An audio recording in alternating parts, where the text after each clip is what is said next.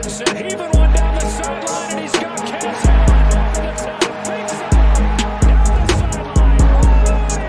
Touchdown. His signature move and his signature performance. Allen, big ball one more time. 58 yards this time. You're listening to the Bruin Bible. This is your host, Will Decker, bringing you UCLA football content all throughout the year for LA Football Network. What is up, guys, and welcome out to the Bruin Bible. Will Decker, your host, here for, God damn it.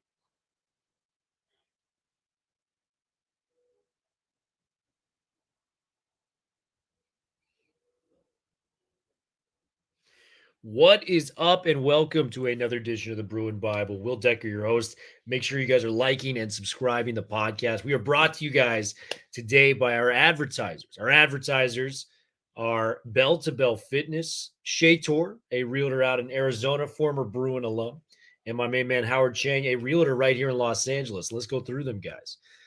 Bell to Bell Fitness is a boxing gym on the West Coast used by their FIT acronym, Fight Inspired Training.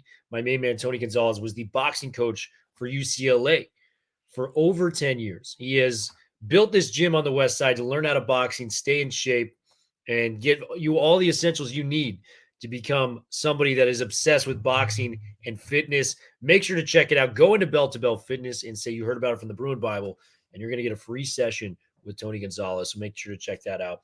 Shea Tor, my main man. Shea Tor is a licensed real estate agent in Arizona and a lifelong Bruin. He's a current Wooden Athletic Fund donor and football season ticket holder.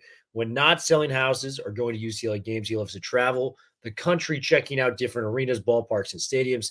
If you're looking to make the move to Arizona or know someone who is, please reach out to our loyal friend, Mr. Shea Tor. His phone number is 602-487-3975. Once again, his number is 602-487-3975. Make sure to check that out. And then the local realtor we got out here, Howard Chang. Howard Chang is a local realtor with the Serene team at eXp Realty. Their team has an office right here in Culver City, though they help clients buy and sell homes all over the LA County and the surrounding areas. Howard and his team do a ton of business and are super in tune with the market, knowing winning strategies to give their clients a competitive advantage, have amazing vendor referrals, are a one-stop shop for anything real estate, and just provide a ton of value for their clients. Howard and his partner, Kyle Draper, are UCLA alums and a huge fans of the UCLA football and basketball programs. You will often see them at games, tailgating and networking, and staying involved with the UCLA alumni community. They would love to help any fellow alumni with accomplishing their real estate goals. So if you guys have any real estate needs in the LA area, look no further. Howard is your guy. All right, guys, we're going to go into the episode. What is up, and welcome to the latest edition of the Bruin Bible. Will Decker, your host. I'm joined by a very special guest today, Big 10 Ted in the house. Going to be talking UCLA's schedule heading into the Big 10. It's a new conference. We're trying to educate the fan base on who they're going to be playing, what to expect out there, and everything and more. Big 10 Ted, for those that do not know, one of the experts when it comes to the conference. Throw this guy a follow on YouTube, Twitter. Ted, where's the best place to find you? And more importantly, how are you doing this morning as it's 9 a.m. West Coast time? What's it like out in the Midwest where you're at in Wisconsin, I believe? I'm based in the Twin Cities in Minnesota, so I'm from Wisconsin originally, but I will say I do appreciate Will maybe more than any other West Coast reporter, because you always kind of translate that central time to me when we're kind of trying to coordinate your schedule. So otherwise, sometimes when I'm dealing with Oregon, USC, and Washington folks, I kind of got to do the math in my head, and this Minnesota math sometimes doesn't always add up. But yeah, you can find me on Twitter at Big10 Ted over there on Twitter, also on YouTube. In the last month or so, put on the audio platform, Spotify, Apple Podcasts, looking to get over there as well. So if you're more of an audio listener, you can have your 8 to 10, 12-minute bites that I kind of do on the audio side as well. But yeah, it's been great over here in the Midwest. It's nice. It's that late spring, early summer weather, looking forward to kind of what's to come. Those great camping weekends up in northern Minnesota that I tend to do a lot of the time as well. So it's great here in the Twin Cities. We had a pretty mild spring, actually. Not a ton of snow that we usually get in April or so. Yes, that snow might be a little bit foreign to you guys down there in Southern California, right? We're kind of crossing paths here in the Big Ten with some of these cultures and lifestyles, and weather, right, is certainly one of those talking points. But it's been great. It's been great here in the Midwest. Looking forward to talking some Bruin football. Dude, we love having you on, man. And it's going to be a blast. You got to talk to me about these camping trips up in northern Minnesota as well at some point, man. But, it was one of those clear things for me where it's new conference. We don't know a lot about the opponents, West Big 10, for a long period of time. And I just want to get educated on some of these guys. Maybe you can tell me some points. Maybe you can tell our fan base some points, some, maybe interesting competitions that are happening at some of these schools. Different players that could give this team problems down the line, different scenarios like that, Ted. And I think we got to just dive into the UCLA schedule as it starts, man. When the first game that UCLA plays on a Big 10 schedule in the conference is against, the Indiana Hoosiers. Curt Cignetti, hot candidate coach coming out of James Madison this year. And you look at what they're able to build, man. They got a lot of good things going on there.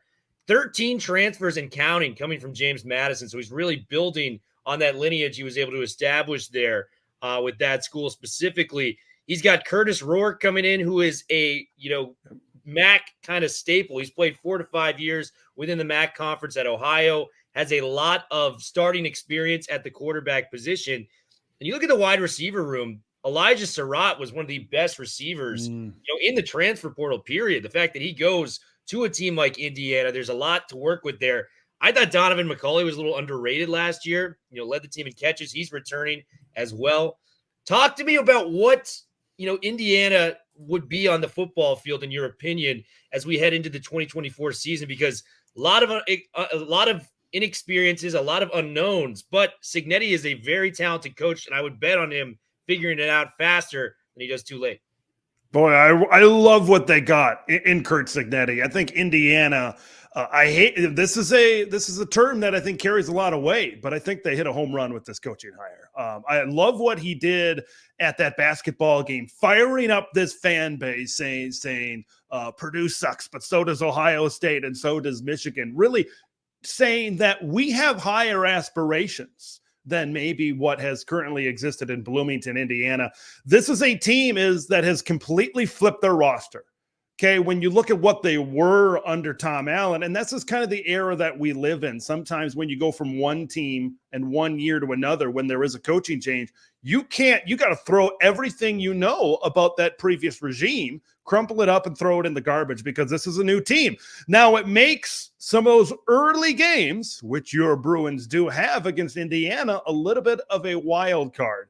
This is a game that when you look at UCLA's early schedule, it's just their second game of the season. So we'll see what Curt Cignetti has put on film at that point in time. But really for IU, it is their success or lack of success is really determined like you said, can some of these JMU transfers really go from the group of 5 to this power 2 type of level, just like Curt himself? Can they make that jump? Can a guy like Elijah Surratt be a playmaker at IU?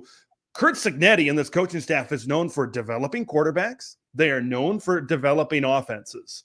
And you look at Curtis Rourke, he's been banged up at Ohio, but when he was healthy, he was very effective at the group of 5 level in the MAC with the Bobcats. So if those two sides, Rourke and this coaching staff that is really good at developing that quarterback talent, if they can get together and that magic potion can kind of mix, this is an Indiana team that I think could put up some points. Now, they certainly do have some holes. Like I'm not going to get away from that, but I really like the transfer pieces that they've brought in at IU.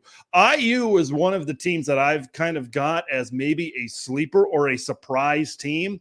Now, a surprise for a team like Indiana, that would be something like a 6 wins. That'd be something like a 7 wins, in that range. We're not talking jumping up all the way into the upper tier for Indiana, specifically where they've been the last few years under Tom Allen. And I even looked these last few years. You look at this Indiana team down the stretch. You look at those I think it was like the last 4 or 5 games, all were within 7 to 10 points late in the year. And I know that, like I said, this roster has completely flipped, but this is an Indiana team that I think folks should be on the lookout for. As, don't think you're just going to walk in and defeat the Indiana Hoosiers. I like what they did on the defensive side of the ball as well with some of these transfers as well. CJ West, Wisconsin was after CJ West on the defensive line from Kent State. That's a big addition over there on the D line. And then some of those guys coming over from JMU as well. Just go ahead and look at some of these defensive transfers coming over from the Dukes and the sheer numbers, the TFL numbers, the sack numbers that they put up at James Madison. These are guys that had high level of production. Now, playing in the Sun Belt versus playing in the Big Ten, how do those numbers translate? That's going to be the big question. But this is a little bit of a tricky kind of first conference game for the Bruins. Yeah, September 14th, the first home game of the season for UCLA, playing the Indiana Hoosiers. And UCLA fans are no stranger to a Duke transfer. Jake Bobo, now with the Seattle Seahawks up there. Britton Brown, now with the Las Vegas Raiders. Gary Smith currently on the roster. So we know these Duke transfers can ball. So we're going to have to be circling what's going on there on the defensive line. Next, Big Ten opponent. And we are more familiar with this team, but I'm interested to get your take on this. Yep. The Oregon Ducks are a hot pick coming into the year to potentially win the Big Ten. I know Ohio State's going to be right there. I may have Ohio State just a step ahead of the Oregon Ducks, but it's pretty neck and neck. They're going to have a chance to play each other in the regular season at the Horseshoe. You look at what Dan Lanning is building there from not only a recruiting standpoint, but even the transfer portal. Dylan Gabriel, just one of these guys that feels like he's played college football for like 7 years at this point, coming to the Oregon Ducks. A lot of talent there, a lot of experience. We kind of know what we're going to get with the Dylan Gabriel, right? A really talented quarterback who may even take that next step into the Heisman race if Oregon is what we think they are next year. Evan Stewart was the most talented wide receiver in the transfer portal. You get him for Texas A&M. Yeah. Former 5-star wideout, explosive, talented. And I think the biggest shocker of all, Jabbar Muhammad was the best secondary player for Washington last year. You got to understand, this is a new rivalry coming to the Big Ten. Washington against Oregon is a heated matchup. Their fans do not like each other. There's a lot of trash talk online. So for Jabbar Muhammad to, say, hey, I'm going to go switching the Ducks, on a lesser level, it's almost like someone going from Ohio State to Michigan or vice versa, or somebody going from, Auburn to Alabama. It's a big deal. This team has a lot of talent. I'm interested to see on the surface, what are you thinking of Dan Lanning and what he's building up there in Eugene for the Ducks? He's so good at assembling the roster, I think, in today's day and age. And in a couple of years, of course, there's going to be probably a financial and a salary part of this as well. But how he's been able to manage NIL and transfers and recruiting and stacking great recruiting classes on top of each other, but also bringing in some of the best transfer classes as well. Oregon has just done a great job at assembling this team. A little bit later on in this week, I'm going to record, I might have a show coming out next week that talks about, is this Oregon team the best Ducks team in the history of that program? And that is a realistic argument, I think, right now for this team up in Eugene, because they've always been good on the offensive side of the ball, really since the Chip Kelly years, right? That's always been kind of their identity, right? Their flashy uniforms, their offense. You know what you get when you look at the Oregon Ducks, but now they're just more deeper. I talk about the depth of talent when you talk about this Oregon team. You look at up front, you look at on defense and how deep they are, maybe compared to some of these other great teams, 2011, 2014, whatever, when you look at the history of this Oregon program. So I think they just bring that much more to the Big Ten. And I think that this is a team right out of the bat from the 4 teams that are coming over from the West Coast. I think this is a team that is best suited to really plug and play into that top level of the Big Ten Conference right now. And you have this team that's built on the interior really well. And then you have the explosive weapons that you mentioned on the outside. Like if they just would have brought back Tez Johnson and Gary Bryant and Trayshawn Holden and all these guys, they would have been fine. Oh, ho, hum, let's go out and get Evan Stewart. Right? It's just and there's so many great things that you can talk about and break down with this opponent. But then there's some under the radar kid. Like they got a Division II running back transfer that balled out in the spring game, Jay Harris, that I'm really excited about as well. Like there's going to be some guys that kind of rise to the occasion as well. Kenyon Sadiq, right? A very versatile tight end that was involved in the spring game and in the Fiesta Bowl late last year in some run schemes as well. So they can do so many different things on offense. They look really, really good on the defensive side of the football as well. It's just, how do they blend in, right, to this conference, to the Big Ten right now? Because that's the big question.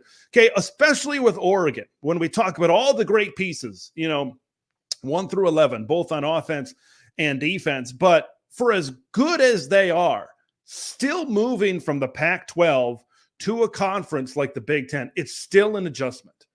Okay, it's still an adjustment. It's just a little bit of a different style of play, and it's adapting to that. I think Oregon is going to do just fine, but that is still something that I have my eye on, is how do they and the other 3 West Coast teams really adjust to this? Because some people might think something's better, or some people might think something's worse. That's fine. But it's still an adjustment, right? Playing some of these other teams. But you mentioned this Oregon team. Yeah, that is a team with a lot of firepower. UCLA is certainly going to have to find a way to try to contain some of that firepower in that early season matchup. Yeah, it's just a different style of play and just a different environment to play. And a lot of these kids are West Coast kids, Texas kids, things of that nature. They got to go to Ann Arbor early November, and then they got to go play your Wisconsin Badgers on the 16th of November at Camp Randall. So, I mean, just different environments, colder environments. These kids are just not used to it at the end of the day. So it's going to be interesting to see how it plays out long-term. October 5th.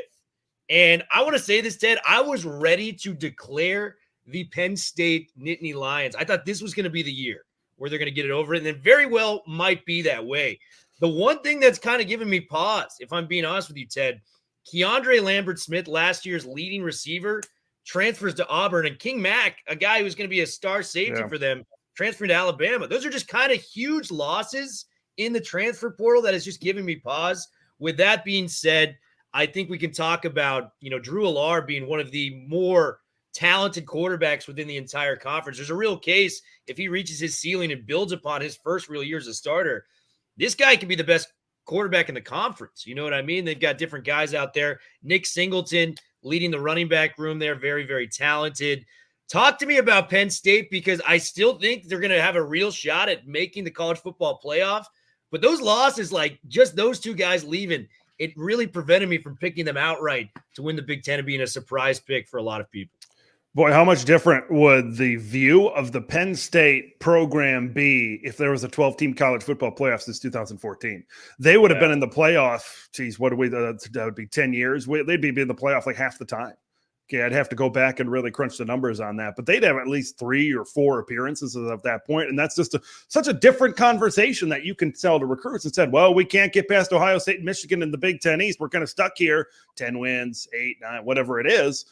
Now, all of a sudden, hey, we're a playoff team. Now, all of a sudden, that's a different type of sell to recruits. But when you get into this year's team, I love what Drew Allar has on his good days, right? When he looks good, he really looks good. There's some other times that he struggles. Now, depending on who you ask, there's different reasons for that struggle, okay? Is it Drew himself? Is it the receiver's inability to get open, right? And you mentioned the transfer of KLS.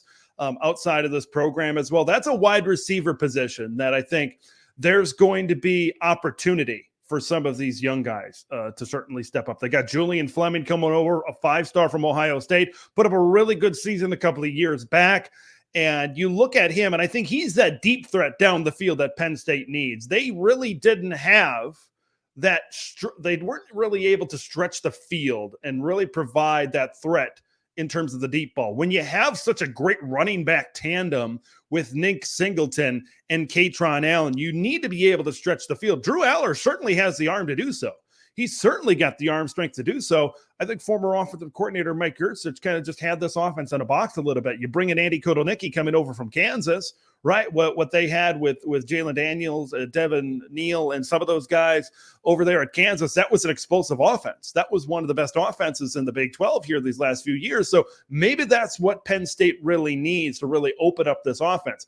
If this offense can indeed open up specifically in the passing game, this is a Penn State team that has all the ingredients to make the playoffs and contend at the top of the Big Ten Conference this season. I look at that defense, right? That was a nasty defense last year. And it's still going to be pretty darn good this year. Now, you lose Manny Diaz. He's going over to Duke to be the head coach there. He was the defensive coordinator. Former IU head coach. We're talking about Indiana before. Okay, Tom Allen. He comes over to be the defensive coordinator here at Penn State. But I think one thing that fans really need to watch out for is you've got an all Big 10 linebacker, right, that's wearing the number 11, which legends like Micah Parsons and LeVar Arrington have worn in Happy Valley. He's moving from linebacker and he's moving to the edge rusher. He's moving to defensive end. I saw him in the spring game, and I thought he put on a little bit of muscle and put on a little bit of weight. This guy is going to be fantastic coming off the edge. Their edge rushers with Abdul Carter on one side, Dennis Sutton on the other side, that's going to be very difficult to deal with. Okay. Those pass rushers, I think, are going to be some of the best in the conference. You look at the interior of the defensive line, it's pretty good. But ever since PJ Mustipher left a few years ago, that's kind of been something that they've been looking to solidify and maybe hasn't been the strengths of their defense. They're depending on some young linebackers to really step up, the Dominic DeLucas, Tony Rojas's of the world to really step up now with Abdul moving to defensive line for those young linebackers to really step up. You mentioned the defensive backfield. I feel pretty good about their safeties. It's their corners. They get A.J. Harris coming over from Georgia, Jalen Kimber coming over from Florida. They feel pretty good about those guys, but once again, they haven't played. They were highly recruited guys that went to the SEC, but haven't received a ton of playing time. How is that all going to mesh together? I feel good about their defense. I'm not sure if it'll be as good as last season. Their offense really needs to take that step up in the passing game this year. If they do, this could be the team of 2024 because Nick Singleton, he proved during his freshman season that he can be a game breaker. Katron Allen can be a great running back as well. These are guys that have, in 2 years, have really combined for a lot of yards in the run game. So I think it all depends on this pass game, right? If Penn State wants to reach that next level, they don't have Michigan on the schedule this year. They get Ohio State at home as well. So there's a lot working for them right now. And there's rumors out there that are saying that that Ohio State game could be a whiteout, which certainly puts them at an advantageous situation in that game against the Buckeyes as well. So Penn State is that team that, everybody's talking about Ohio State and Oregon. I think Penn State right now is that team that not a ton of people are talking about, at least on that high level in the conference. And they should be because they're very close. They're very close. They just need that downfield passing game to really open up and balance out this offense.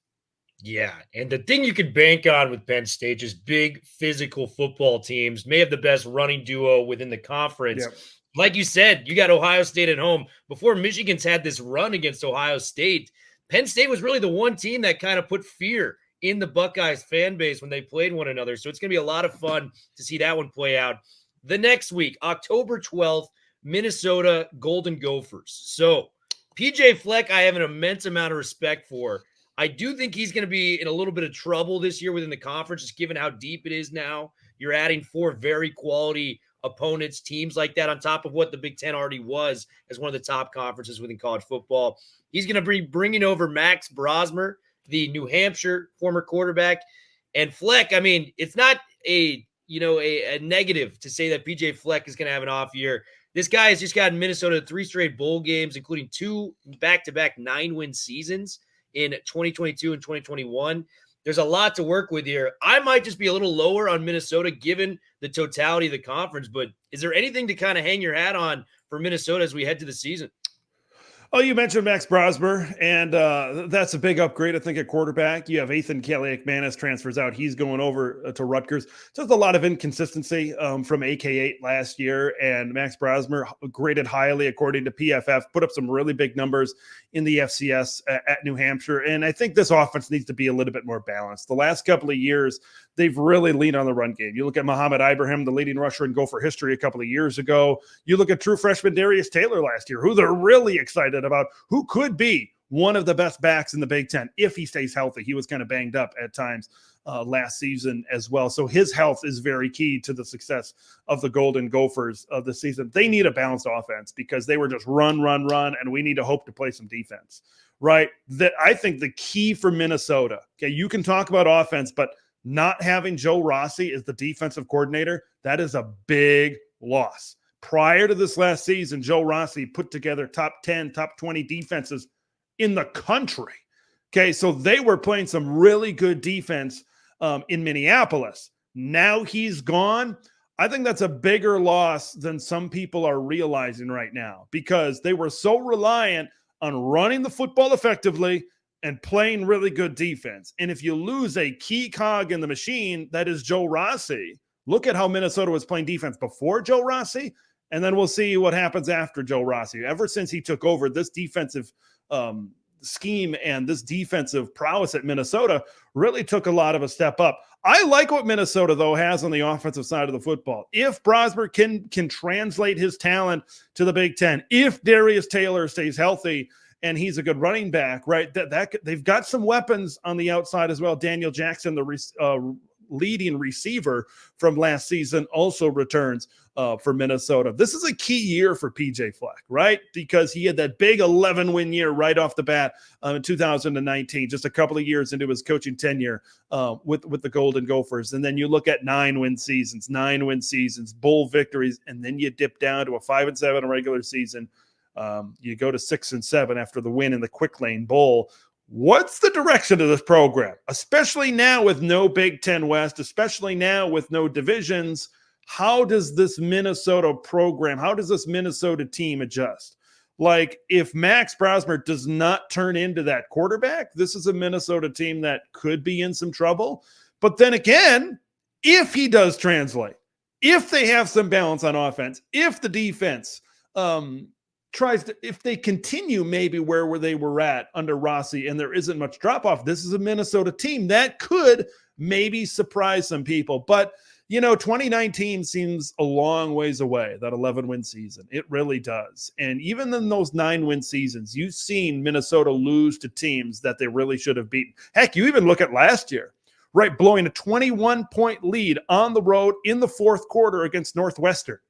Okay, there are just some games that pop up on the schedule for PJ Fleck in Minnesota where you feel like they should win. A couple of years ago at home against Bowling Green. Like, these are games that you should be able to finish. These are games that you should be able to win. Now, he did get the monkey off his back by beating the Iowa Hawkeyes finally this past year, but, there are some concerns, I think, for this Minnesota team. And I'm very intrigued to see how this game goes against UCLA. You guys got some weapons over there with the Bruins. We talk about the newness, especially coaching-wise with the coordinator on defense. That could be an interesting matchup between UCLA and Minnesota. And, all respect to Max Brosmer on the surface, but I think if you're hanging your hat on an FCS quarterback making a big jump to the Big Ten, that's a tough situation to be in. I will say this.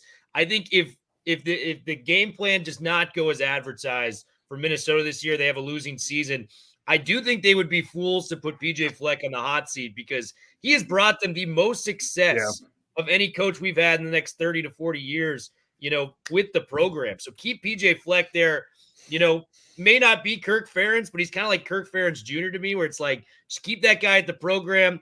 Every 3 to 4 years, you're going to have some good teams play out. Yeah. I just don't know if it's this year, given how loaded the conference is. So we're going to go away from that one real quick. Rutgers, Greg Schiano is back. They got the quarterback you just mentioned from Minnesota. How do I pronounce his last name? I want to make it sure. Kaliakmanis? Kaliakmanis. Kaliakmanis. Ethan Kaliakmanis coming through from Minnesota. One of the best secondaries within the country, one of the best defenses within the country last year, a top 20 total defense coming from Rutgers. Just signature Greg Schiano, hard hat defense is coming in there. Not going to be an easy opponent. I actually feel better about Rutgers than I do feel about Minnesota. If they figure out some of the offensive pieces there, this team could be a fringe sleeper contender within the conference. What do you think about Rutgers as we head to the season? Rutgers getting to 8 wins is very possible. There is a path to that type of season for the Rutgers Scarlet Knights. And, the schedule certainly plays into their favor as well. But this is just a really good Greg Schiano football team. I said this last year about the Rutgers Scarlet Knights. When I watch Rutgers on television, it looks like it's painful to play the Rutgers Scarlet Knights. They play that smash mouth style of football. This is in no slight to Rutgers, but I just call them mini Michigan, right? They just have that, and Greg Schiano and Jim Harbaugh, it seems like they have that same type of mindset. They want to bring in their guys. They want to develop them. They want to be smash mouth football. They want to play you at the line of scrimmage. I was very impressed how Rutgers was able to bring back as much as they brought back on the defensive side of the ball. Like with the talent that they had, you could maybe see some of these players end up transferring to go elsewhere, maybe a bigger program in the Big 10 or the SEC. But Greg Schiano invests NIL, we'll call it on the back end, right? He recruits players, maybe doesn't unload the cash to get really good players out of high school, but once you prove yourself for a year or 2 years, that's when you're able to really capitalize on those opportunities in Piscataway, New Jersey. But I love this defense that they have this year for Rutgers. And the big problem for the Scarlet Knights was their passing game. Okay, they're hoping that the reunion of Kirk Shiraka, who was the offensive coordinator at Minnesota that recruited Ethan Kaliakmanis, they're hoping that that reunion can boost the pass game a little bit. I watched the spring game, and it was like watching a Nathan Kaliakmanis game before. I saw some throws that says, wow, that's pretty good. That's the 4-star type of talent that we were looking for when he was a quarterback coming out of the state of Illinois. But then there are some throws that make you scratch your head. It's the inconsistency, I think, that really did him in. But the good thing about Rutgers is they have a run game to lean on. They returned the Big Ten's leading rusher and Kyle Monangai. Somehow, some way, this guy's flying under the radar. It's crazy to me that a leading rusher in the Big Ten Conference is flying under the radar, but that's kind of how he is right now. I really love what they have. Sam Brown is another running back in that backfield. That's a team that's going to look to establish the run. Now, I talked about the pass game and how they needed to really unleash that. They went into the transfer portal and got some good players. You talk about Daimir Miller transferring over. That's another FCS transfer. 1,200 yards, 9 touchdowns last year. But here's the thing about Rutgers and maybe some of the players that they're bringing in at the wide receiver position. They just need speed and skill. They really didn't have much last year. With Gavin Wimsett at quarterback, he ended up transferring out of the program. He was maybe more of a runner than maybe a downfield thrower, and maybe that's why they invested so much into the run game. But I look at Daimir Miller. Nassim Brantley had an NCAA issue last year, but he was highly regarded coming out once again into their FCS transfer as well. Like they've got some talented new receivers coming into this room that I think are certainly going to help them push the football down the field. Like if Rutgers does develop a pass game, this is a team that's going to be very difficult to defend. And like we said about their defense, that's just a bring your lunch pail, hard hat type of defense on the other side of the ball. They return a lot. Aaron Lewis on the defensive line is someone to watch out for, getting after the quarterback as well. This is a Rutgers team that nobody is going to want to play against. This is a pesky, tough type of football team up there in Piscataway, New Jersey. Yeah, I mean, there's a case when all is said and done, they may have the best defense within the conference. So, I mean, Rutgers is one of those teams you're really circling. I'm quickly going to go through the next 3 opponents, but I want to get your thoughts on these. Mm-hmm. November 2nd, Nebraska. I am very, very high on Nebraska. If Dylan Raiola can kind of elevate his status as that 5-star and get out there and make an immediate impact at the quarterback position for Nebraska, that's going to be in Lincoln on November 2nd. Friday, November 8th, we got the Friday night game against the Iowa Hawkeyes. We talked about it, dude. The most infuriating football team to watch last year because that defense, top 10. You know, we talked about Rutgers defense. I mean, this defense was even better last year on so many different metrics. And you can't even make this up, Ted. 130th out of 130 Division I teams in total offense last year. That is as bad as it gets for the Iowa Hawkeyes. So I'm hoping to see some improvement there. Tim Lester hires the offensive coordinator, former Western Michigan head coach. So I'm looking forward to that. And then Washington. This is kind of a team where they've lost a lot of talent in their bank. You know, no Michael Penix, no Roma Dunze, McMillan, that offensive line. A lot of those pieces have moved on. Even DeBoer's moved on, who's now at Alabama. But what I will say to you guys is Jed Fish is one of the most underrated coaches in the country. If you look at the job he did when going to Arizona, that team was maybe the worst Power 5 team in every single conference. He got them back within 9-10 wins, like no time, 2 to 3 years. He's going to do good things at Washington. So talk to me very quickly about your Nebraskas, your Iowas, and your Washingtons for the UCLA Bruins. You know, it seems like, what is it? It's almost June, and it seems like we repeat this every year about Nebraska. Here they come. It is the year of the Cornhuskers. I feel like that's a little bit different this year. Year 2 under Matt Rule just feels a little bit different. They return a defense that took a major step up. Tony White was a first-year defensive coordinator last year. They've got a fantastic defensive line. with Ty Robinson, has a lot of experience. Jamari Butler, and you got the polar bear, also the wrestler in the Nebraska wrestling team, Nash Hutmaker in the middle. Man, that guy just knows how to use leverage right there on the defensive line. They've got a lot of experience coming back on this defense that could be a top 6, top 5 type of defense in the Big Ten, certainly next season. Dylan Raiola showed out in the spring game. It's a spring game. I get it, right? I get it. But I look at this talent. I can't remember the last time, maybe ever, that there has been this much talent at the quarterback position for the Nebraska Cornhuskers. It's not exactly a quarterback factory. We're not exactly setting the highest of bars. I also get that. But maybe this is the piece to get Nebraska back to that promised land.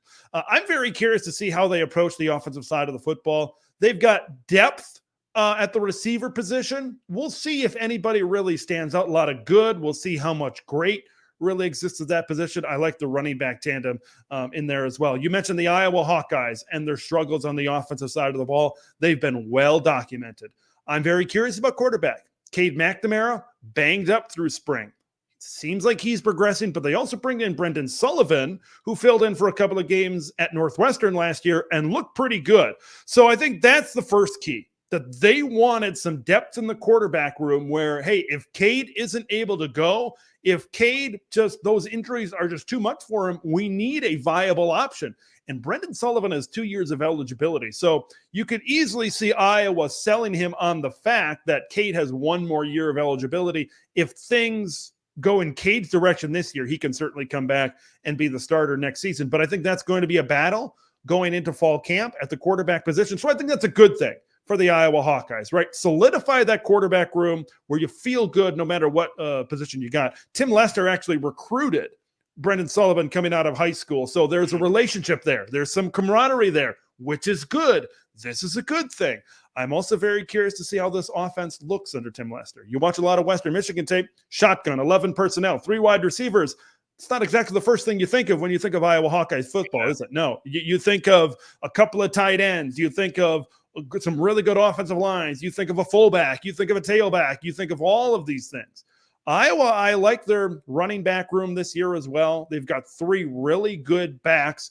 Receiver, that's the big question for me. Outside of Caleb Brown and maybe Seth Anderson, there's not a ton of talent in the room. And what did we just talk about with Tim Lester? 1, 2, 3 wide receivers out in the formation. So very curious how that is all going to come together. But we've been talking about it for years. When it comes to Iowa, just give me the 80th. Give me the 70th best offense in America. Yeah. That's it. That's it. If we're able to get that, we can win 10 and 11 games every single year instead of maybe dropping down to that 7-win level. This defense is still one of the best. One of the best in the Big Ten. Yeah. It is a nasty, nasty defense. They've got maybe the best linebacker duo. Higgins and Jackson, right? Yeah, you look at Nick Jackson. You look at Jay Higgins as well at that position. Their secondary is really good. And then you mentioned Washington, wrapping up with them. Such a wild card for me. Like, I don't even know what to think. You know, I can't watch tape from last year to find out anything because everybody's gone. Yeah. Everybody's gone. I like Will Rogers. Okay, that's good. I like the running back duo. I like what they have at receiver. But if nobody can pave the way, if nobody can protect Will Rogers, they could end up in some trouble. Like, how the offensive line and defensive line fills in is going to determine really how the Huskies look this season. Yeah, totally get it. You know, it's hard to predict with that. Iowa, man, I just think give me some semblance of an offense. We've talked about it at lengths. Cade has been to a college football playoff. There's a lot of good stuff going on there. So if he can get in there and just fortify the offense in a way that hasn't been there in recent years, that team's going to be nasty, man. So just a lot of good stuff to build on. Ted, you are the freaking man, dude. Thank you for coming on. We love talking Big Ten football with you, brother. And thank you for educating myself and the fan base about what's to come with the schedule as we hit summer period of football. So thank you, brother. Yeah, we still got 3 months to go, but everybody out there in Southern California around Big Ten country, enjoy your summer. Don't wish it away. September will be here soon enough. I'm sure we got a lot to talk about on the Bruin Bible and on Big 10 Ted between now and the early September. So always a great talking to you, Will. Awesome. Bruin Bible, we are officially out. We will be back later this week. You guys have a good one. All right.